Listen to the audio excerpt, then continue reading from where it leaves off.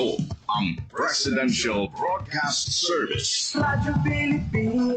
Radyo Publiko ng Bagong Pilipinas para sa Bagong Pilipino.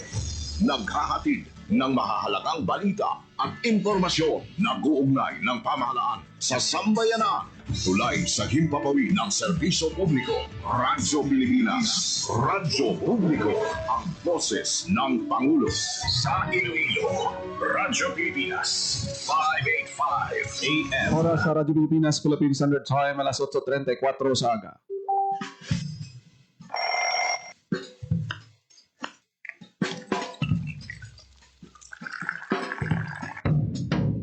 Aga sa Iloilo. Masako. Magahod. Mapagsik. Panibagong adlaw pagkatapos ng paghuway sang gabi antes. Bag-o nga paglaom. Isa naman kapag himakas sa matahong nga palaaputon. Iloilo Morning, ang programa nga kaupod ninyo sa pamahaw kunaga. Magadulong sa labing ulihi nga balita. Mga istorya halin sa Iloilo, kag iba niya bahin sang rehiyon. Mga ginahuluhang balan, kag mga trending topic sa social media. Ululupod naton at tumangon ang maayo nga aga. Magpamati na sa Iloilo Morning. Diri sa 585 kHz sa AM band sa inyong mga radyo. Radyo Pilipinas Iloilo, the only government radio station in Western Visayas.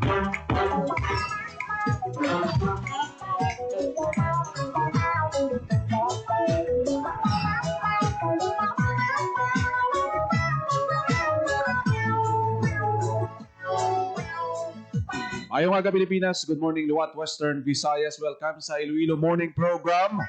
Subong adlaw sang Martes, January 27, 2026. Makatulog sang dugay. Kumusta ang inyo sining adlaw? Balik na sa normal ang trabaho Sa imo yung Nag-opisina sa Iloilo City Government. Actually, may flag ceremony subong adlaw. Matapos ang Dinagyang Festival. Kahapon nga adlaw nagpatigayon man sa sa imo pang lakat mata ko post Dinagyang gayon mata ko dilipat. gathering ang aton sini nga kapulisan nga nag-secure gid sa aton siniya nga Dinagyang Festival nga mangin matawhay gintagaan sang duha ka adlaw nga break sang PRO6 ang aton siniya katapos ang kapulisan nga nag-open diri sa may bahin sang mga nagapanguna nga mga aktibidad naton sa Dinagyang Festival. Pahuway anay mga sir. Makuntag Saludo kita sa inyo siniyang ginpakita nga pagbantay, pagpulaw-pulaw nga na-minimize ang pila ka mga krimen anay sa Dinagyang Festival. 40% gin-decrease sa 8 focus crimes sa tatlo ka adlaw. Butsilingon dako ining numero ang pagnubo sa mga major incidents imo pang lakat diri sa may bahin sang syudad sang Iloilo. May ara sa mga trending subong nga mga videos, mga ginamo pero todo patik man hindi kini sa madula kahulugbon bala. o inda Siyempre, ang ibang daya makainom-inom gani dayon maoy kag tripping sa iban di ka resulta sa rambol. Ayo lang kay wala kita recorded ng mga dalagkugid no, mga insidente sa mga tiniruhay tawala o kung may mga napatay. ay Wala man gid sa dalagko nga mga insidente sang sunog. hay Tapos na dinagyang anong aton sini dapat handaan subong may Chinese New Year celebration ang aton man siniya nga syudad sang Iloilo wala niya kadula kay tidamo kita sa mga Ilonggo Chinese diri sa may bahin sang Iloilo City. Nilaban-laban may ara naman na sang mga programa sa downtown na area gayon mata kag sa Pebrero 2 naman ang pista sa Distrito San Jaro. Muna man na ang aton sini nga bantayan. Sunod-sunod ang selebrasyon kadasig lang sa tiyempo ang Enero daw ginalas lang. yeah Dasig lang ang inadlaw ari na kita sa katapusan nga semana sa bulan sang Enero. Makuha kita karon sang pinakaulihing nga mga updates nagikan man sa Iloilo City Hall. Iti matapos nga magpahuway aton mga empleyado sa Iloilo City Government subong adlaw may flag ceremony. Ano ba lang mga announcement ni Mayor Raisa Treñas kung may ara? Pati ko na mo kuno nadakpan sa Iloilo City Anti-Smoking Task Force. Si Tutog Abi kay kapila na nahambalan nga smoke free kita. Smoke free city ang Iloilo City. Number 1 in campaigning sang bawal magpanigarilyo sa pampubliko nga lugar, bawal mag-vape. yung nali Pero ang ibante wala gid yan nagapamati. Wala, hindi gina madula may salawayon gid no. ay Masobra isa ka gatos na dakpan sang ICAS. Ti pilang multa sini. sa imo ka kayong mata ko kalilipat. Waon ta na karon ng detalye sa mga balita ni Emerald Santiagudo. O inday Sa pihak na bahin, saludo kita sa kapisan sang mga katapos ng General Services Office sa Makon mo, 200 toneladas nga basura. Wow! Grabe nga papanghakot sang mga basura ang ginhimo sa aton GSO nga kahapon nga adlaw paglibot aga pa alas 6 alas 7 balbal sila panghakot ka basura. Actually aga pa sila nagpinanilhig mga alas 2 alas 3 gabulong taon na ning mga taga GSO. 200 toneladas nga basura ang natipon sa General Services Office. si Saludo kita sa mga katapo sang GSO bla di makatulog na nagpasiguro gid nga malimpyo ang aton siniya nga mga dalanon. Ti kahapon daw wala lang dinagyan nga nagagi unay Tasig ang panguha sang mga kiosko, panilhig sa kilid sandalan, flashing nga ginpatigayon sang pila naton ka mga bumbero sa imo pa sa mga areas nga mapangsot at daw wala man sang uman nga bako gid kapangsot kahapon kay nasupa namakon mo bastante man ang naton nga inday nga mga ni gani mga gin-install lang portalets. Kay gudasi gid ang clearing operation ang aton siniya nga katapos ang inday si GSO nagpanguna gid sa pagpasiguro nga malimpyo ang aton siniya nga mga palibot diri sa may syudad sang Iloilo. lay kabulay Ti sustener nyo hindi lang sa dinagyang kabay pa kag kooperasyon gid sa pamuluyo kang mga establishments. Very important gid para nga masustener man-maintenar ang kalimpyo sa aton sini nga palibot. Isa ina mo sa mga ginakilala sa syudad sang Iloilo ang pagpabilin sang malimpyo naton nga palibot. sa imo pang lakat mata ko gamudlak sa imo ka kayong Waon ta dugay-dugay ang update kay Emerald Santiagudo sa Iloilo City Hall. Duha ka gatos na dakpan sa Iloilo City Anti-Smoking Task Force. wo yeah Ano ni matabo sa ila kag pinang multa sini baloon nato na. aluspot lang ang balay basta Amo gini ginakampanya ni Sir Inigo garing galaw mo ang ICAS head naton kati kilala kita sa Iloilo City.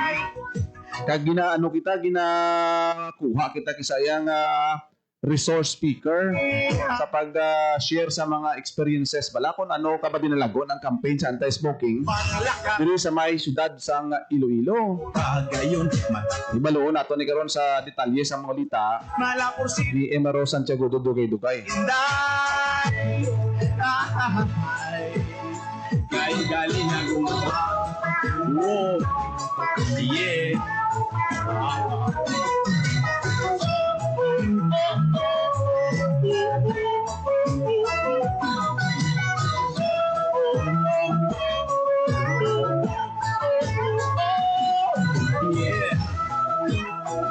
Standby dugay-dugay kay kuwaon tani mga detalye sa Iloilo City government especially sa ICAS siguro may arasing ginpatawag na presko naton sini nga Iloilo City government pagi sa ICAS. katulog ang laway hindi makatulog sa Kadiin duha ka gatos ang mga nadakpan nga nagpanigarilyo kung nagamit sang e-cigarette o kung nag-vape sa mga public places. pay hindi mapunggan Ibaloon nato ni karon sa dugang nga mga detalye sang balita ni Emerald Santiagudo. ay Smoke free kung kisabla kung wala sang dakpanay. Muna daw pa ano man ang iba naton nga mga kuturan daw pa nadanad ang iban ganida. Kita naton sa una dito sa may city proper area. ay Damo gid sa mga nadakpan kalabanan mga estudyante pang iban ba. Yeah. Hindi ka dako sa multa sina pang balon ni panatani. Ano pa nasa inyong mga ginikanan ginatinguhaan nga mapabalon sa inyo. Ang resulta niya dakpan gali mo sa ICAS.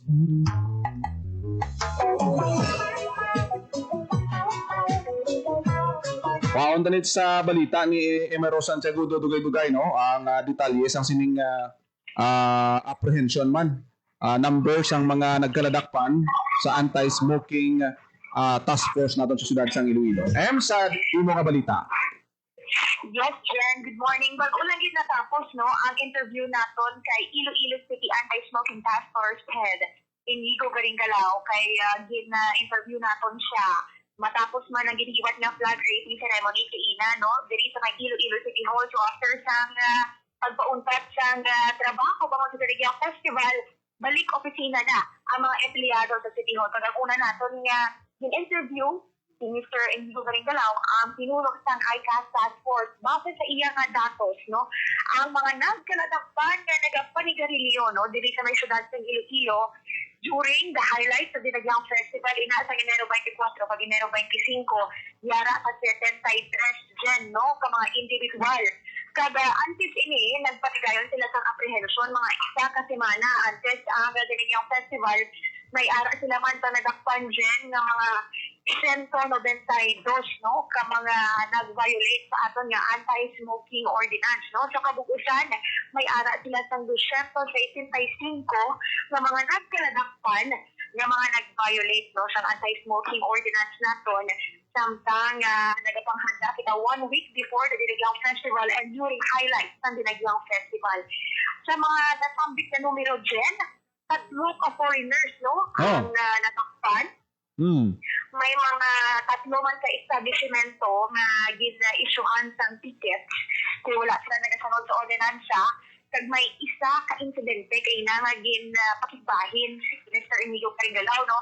Ang ini nga instance or ini nga incidents, no, di pa yan ang maglabot sa violent ani nga incident kaya may isa ka nadakpan, ini siya to tattoo artist, siguro basi init lang ang ulo niya or wala lang siya sa mood, no, pero sa ginisyohan siya sa ticket, ginigit niya ang ticket, inkumos, kag ginbutang sa dughan siyang miyembro sa task force personnel. So, isa sa mga ginatanaw nila dito is posible pasakaan siya sang kaso sa disobedience sa kapulisan, pero so far, mo man lang na, no, ang daw masiling na ginatawag ni Sir Garingalao nga almost, no, violent incident, pero so far ang iba na okay man, no, iba na gasunod man ay dugang ko lang ang kalagdanan siya nga nadaktan dyan, no, tunga dali tunga kangayaw tunga taga-diri sa syudad sa Iloilo at sila nga usual nga exploration or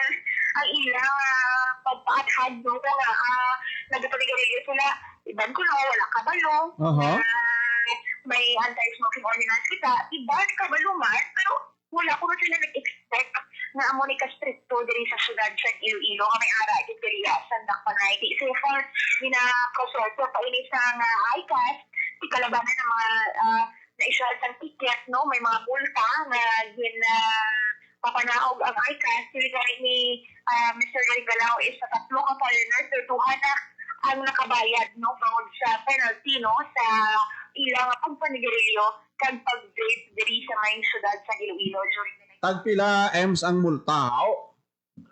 Do i-clarify lang natin ang multa, no, sa Okay, may ano na may first offense, second offense, no? Do may amusin nating budlay sila kung ma-filean sila kaso kung hindi nila ma-settle. Amo na siling naton daw ang ibanda mga estudyante pa baway kabalugin si nanay nila nga may balayran kag mabultahan sila.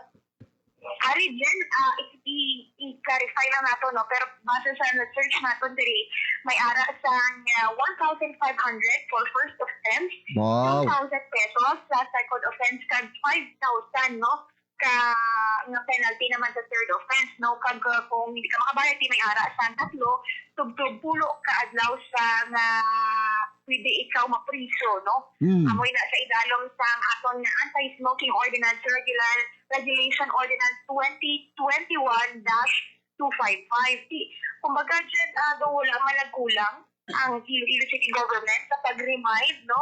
Maskin gani sa mga host, no? Or sa regular na pagpalayag sa mga programa, aktibidad, always gina-remind na this is an anti-smoking city, kag may ara kita sa anti-smoking ordinance, maskin gani sa pag-aeroplano ko lang, di ba? Remind gid sa mga kauturan naton. So siguro, matinalipatan lang sa mga violators naton, may ara sila sa lapse test, o ba sila overjoyed sila, padagya, pag nalipat lang sila sa mga pagsulundan diri sa Iloilo City. Mayo man nga ang aton nga Iloilo City Anti-Smoking Task Force ang very active sila sa pagpanakop during pinagyan. Ang isa yung isumaging muno man ni Mr. Garrick Dalaw is gamay na ilang katao, ha? Gamay? 20 lang sila. 20 lang sila, pero ang ilang nga nadakpan damo. So, isa man sa mga ginatanaw nilang possibility nga basi pwede madubang-dubangan ng ilang personnel or ma-expand pag ng opisina. Isa ka na sa mga ginatagana sa importansya, especially na very proud kita nga Iloilo City ginakabig na Liverpool City kag ginapatuman ang aton nga anti-smoking ordinance. Kumbaga, ginapapugan naton nga Iloilo City is a smoke-free city. So, sa mga masunod ng aktibidad, nauman naton nga sige-sige ang pagpatuman sa mga ordinansa dito sa syudad sa Iloilo. Kung tanaw naton EMS ang actually ginahimo sa ICAS, kung basihan mo lang yung apprehension numbers ang tinawag versus sa dalakton, kulang ginaya. That's why nga ang ICAS niya ginakilala na sila sa ila inisyatibo kay from students may mga program na sila yung lectures sa mga estudyante pa lang, hindi lang yung nag-end up sa dakpanay kundi ang advocacy partnership sa mga government agencies naton, Department of Health, kay mga public hospitals naton, amo ni ang modelo nga ginatanaw sang iban nga mga LGU kung nga gina-invite permi ang Iloilo City. Kinahanglan gid sang suporta, no? Ang gid ang kampanya gid permi gina-announce gid natin, hindi sila matingala kung nga ang nadakpan sila. Isettle lang nila kay base kung hindi nila ma-settle, kag i-filean sila kaso bala. Hindi, isa naman sa mga positibong gin-mention ni Mr. Garing Galaw dyan is sa ilang ko nga pagbantay, ang kalabanan sa ilang mga nalakpan, usually sa mga judging areas, no? Pero very compliant ko, no? Ang mga individual, especially dito sa may Iloilo Sports Complex. Tapos din-mention Manila nga nag-expect sila nga madamo ang ilang nadakpan sa Iloilo Business Park sa Mega World, pero surprisingly, gamay lang ang ilang nga nadakpan. So, at least, no, may mga amo silang observation, bati ang mga kabataan man nato, ng mga kauturan man nato, compliant man ng iban. So, we continue to promote, no, ang ining mga ordinance at mga pagsulundan diri sa Iloilo City parang mapabugal gid nato ng aton nga syudad. By the way, si Mayor Raisa Treñas naka-attend sa flag ceremony. Actually, hindi ko matulad natin siya, no? Kaya pinagawalat, makita ko may press con. Usually, post dinagyang ba na? Base kung ano man no? Sa flag raising. In fact, base yan, galing nga natapos ang flag raising, kaya wala man kitang issue sa mga program, may mga awarding, pero kaina wala siya. Do kapoy pa. Kapoy pa mga kumitis. Yeah. Over, para sa dinagyang, gusto ka pa uwi sa TRM, pero we hope na makapatawag siya sa press conference, kaya importante may harap ito sa assessment, or post dinagyang yung reaction, no? Kasi ang iban sa mga updates diri sa Iloilo City Hall, bantayan nila na diri sa may Facebook page natin, kaliban pa nga programa sa Radyo Pilipinas. Thank you, Gid M. Sa imo sini nga mga balita nagikan sa Iloilo City Hall. Nagikan diri sa Iloilo City Hall para sa Bagong Pilipinas, sa Segundo Radyo Pilipinas, Radyo. Nabatian balita ni Emero Santiagudo sa Iloilo City Hall, flag ceremony sa city government. Subong nga aga. Kahapon wala opisina kahapon eh. Kamo na dapan duha ka gatos hindi ni langulangong multa sa anti-smoking ordinance naton na violation 1,000 1,500 hasta sa 5,000. Di ko madakpan kada karon di mo ni masettle masiling ka may lang na. Diba si kung mag-lapse bala ang period nga dapat isettle mo ang citation ticket mo, ang multa mo isettle mo sa Iloilo City Hall. Hindi mapunggan. Bayaran mo imong nga penalty para nga maklear ang imong ngalan. Kung hindi, submit na sang city government, mapailan ka mo kaso. Kamudlak sa imo kagayon. Matingala lang ka mo ba? May kaso gali ko. Tapos, Lapor sila. especially sa mga mga first timer, mga estudyante, mga violators na to. 200 lang ang nadakpan pero bala na to na nga damo gidya ang naga-violate kisa.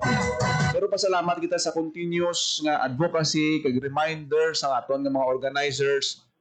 Not only sa Dinagyang Festival, dapat adlaw-adlaw giniya kag kita nga Ilonggo, aware na kita sini nga may ordinansa, kita nga amo sini.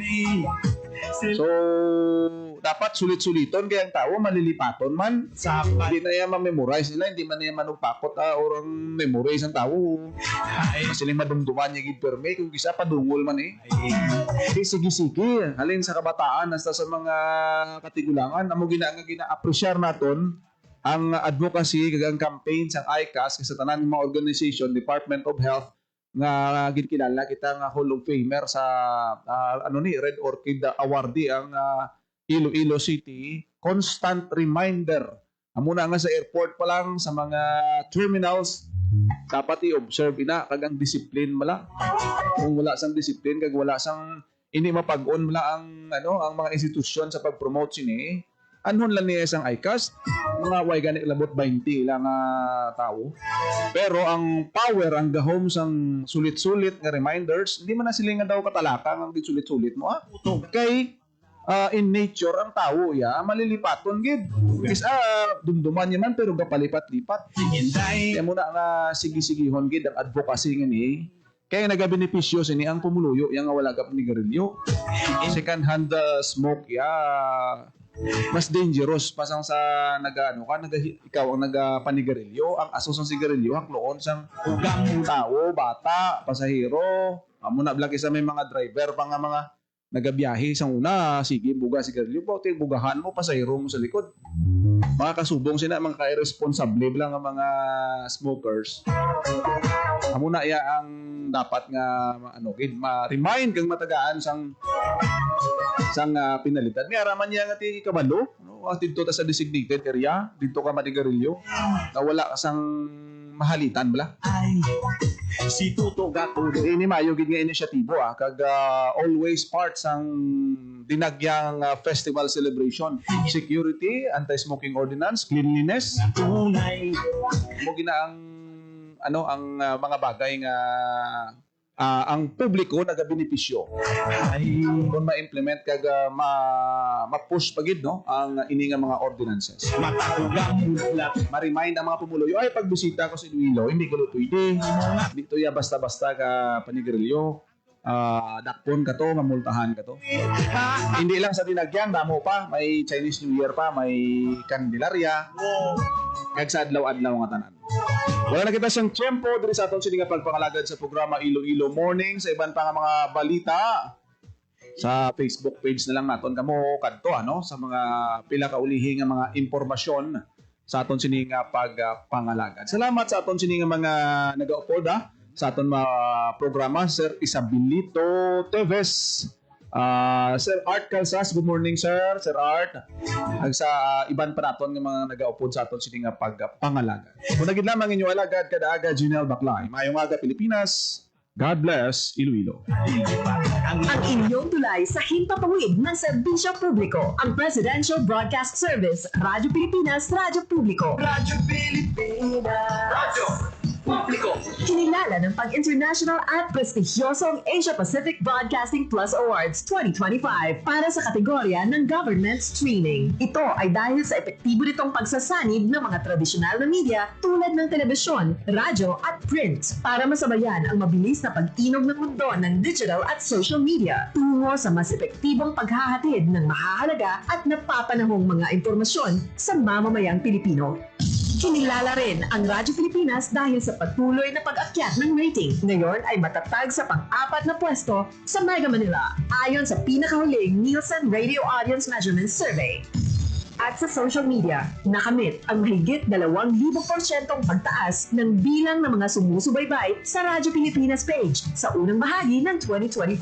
Patunay ito na ang inyong Radyo Pilipinas Radyo Publiko ay tunay na kaagapay ng inyong pamahalaan sa paghahatid ng serbisyo sa mga mamamayang Pilipino. Mula sa aming lahat, sa ngalan ng inyong pamunuan at mga kawani ng Presidential Broadcast Service, kasama ang inyong mga himpilan ng Radyo Pilipinas sa buong kapuluan. Maraming salamat po sa inyong lahat, sa inyong pagtangkilik at pagkilala. Radyo Pilipinas. Radyo Publiko.